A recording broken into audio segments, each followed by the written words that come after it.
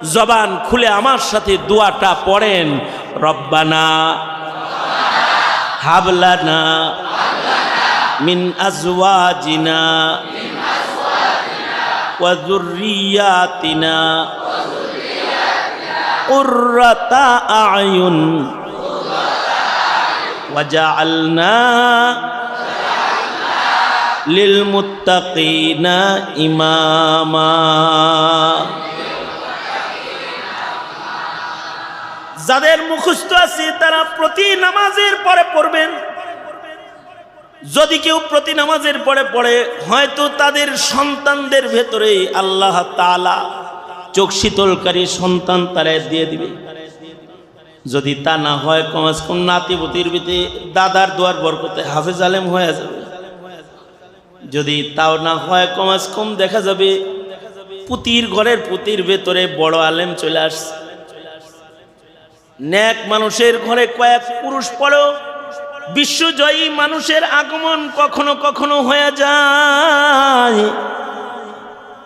গোয়ালিনীর ঘরের নসল কয়েক পড়ে যায়, উমর ইবনে আব্দুল আজিজ জন্ম হয়ে গেছে।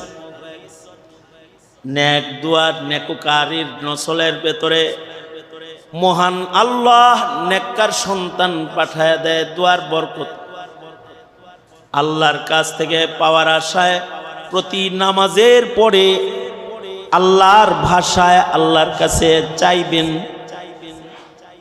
যাদের দোয়া মুখস্থ নাই তারা চাওয়া বাদ দিবেন না, কারণ মহান আল্লাহ আপনার মুখের ভাষাও বুঝেন। আপনার জবানি আপনি বাংলায়ও আল্লাহর কাছে নেক সন্তান চাইবেন। এমন সন্তান দে মাওলা, এমন সন্তান দে কামাই খাওয়ার আশা নাই, মইরা গেলে দোয়া করবে যে। রবের কাছে বলতে হবে, এমন সন্তান দে মাওলা, এমন সন্তান দে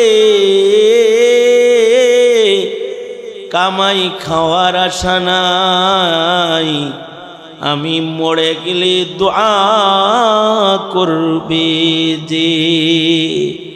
নিজের বাংলা ভাষায়ও যদি কেউ আল্লাহর কাছে চায়, সেটা আল্লাহর কাছে পছন্দের। কারণ সন্তানটা যদি নেক হয়, তাহলে পিতার জন্য এই সন্তানটা দুনিয়াও